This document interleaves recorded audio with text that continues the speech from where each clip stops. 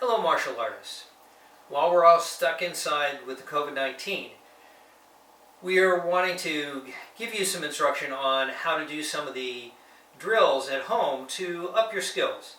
Now Mr. Sean did an excellent presentation on stances and the importance of a solid foundation, particularly with a front stance and a back leg turnaround. I wanted to be inspired by Mr. Sean's initial video and step to the next part of that, and that is to use those stances into turning techniques that we do. And there are basically three that we are practicing in our dojang. The first is the turning back kick. Second, the turning back hook kick or hook kick. And lastly, one that we don't practice very often but is very similar to the hook kick is the turning side kick. All three of these begin with the turning technique, which we're going to review, but then they have slight variations after that. These three are similar and are worth practicing together to get them done correctly. So let's begin by reviewing those basic turning techniques. There are three different kinds of turnarounds that we do. The one that you learned in the Kichos, where you bring your back leg up closer to your front leg and step across. The turnaround that Mr. Sean reviewed, where that back leg goes straight across before you turn around into a good front stance.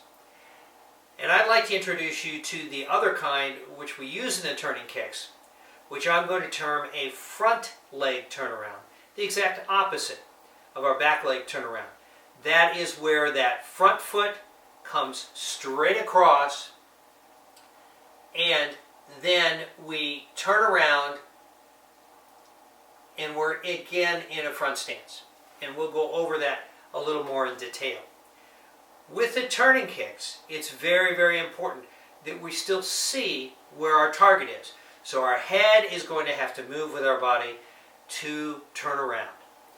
Now typically this is done in a front stance, but they can also be done from a fighting stance, and we'll get to that in a few minutes. So let's begin with the first technique, which is the turning back kick. I'm going to use a little bit of assistance here because I'm going to be going through this slowly, and I would suggest that you do this at home too, to help improve your balance and to make sure that you can take time with your technique as they're being performed. We typically begin in a left front stance, and the turning technique begins with that front leg turnaround where the front leg comes straight across. We turn around half a turn, 180 degrees, and our head has to turn around and look over the opposite shoulder. Now if you notice, as I did that, my eyes are looking back, but my shoulders are still forward. I have just turned exactly half a turn. And now I'm set up to do my back kick.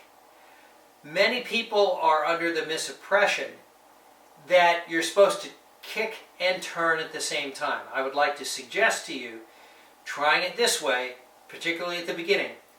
This quick turn, and you're set up for a very good, solid back kick, will be stronger and faster for you, both in the short and the long term. So from here, we've turned 180 degrees, we're stopping. We're chambering that technique in front as we always do. We're bending over at the waist and our foot goes straight back towards our target with our heel contacting the target and our toes pointed down. Notice my shoulder is still forward, my eyes are glancing back. I'm not twisting my body to see that. Now, so I've done the kick. Now I'm going to recoil, and as I do, as I move that foot back towards me, that motion allows me to turn another half turn and come back into a front stance. And I'm ready to repeat that now with the opposite leg with a front leg turnaround at that point. So again, with a back kick, we'll go over it one more time. We begin with the front leg turnaround. We turn around a half turn. We're looking over our shoulder. Our eyes immediately went back there. We then perform the kick. And as we're pulling it back, it's pulling us around, and then we're back into a front stance. So with the back kick, with the turning technique, we're turning a half turn, 180 degrees. We can also use this for a turning side kick or a turning back hook kick. Both of these begin as you would with a side kick, but this time now your hip is facing your opponent and your plant foot is facing away from your opponent. So as you kick and pull it back from a side kick, we're more in a facing to the side rather than facing in the opposite direction. So as we are turning with this technique, we have to go 3/4 of a turn around rather than just half a turn, 270 degrees. So as we do this, our front foot comes across, we turn around and our eyes check that opponent. Our foot is now in the proper position facing away from our opponent, but now we're going to chamber as we continue turning another quarter turn, 90 degrees. We can side kick, or we can side kick and turn it into a back hook kick. As we're recoiling, it's turning us back around as we did. So the only difference in positioning after that turn is half turn for the back kick, 3/4 of a turn for the other two kicks, and then we can perform the technique in the way we've traditionally learned them. With all three techniques, we recoil to turn us around back into a front stance. But we mentioned these can also be done from a fighting stance, where our foundation is not as wide.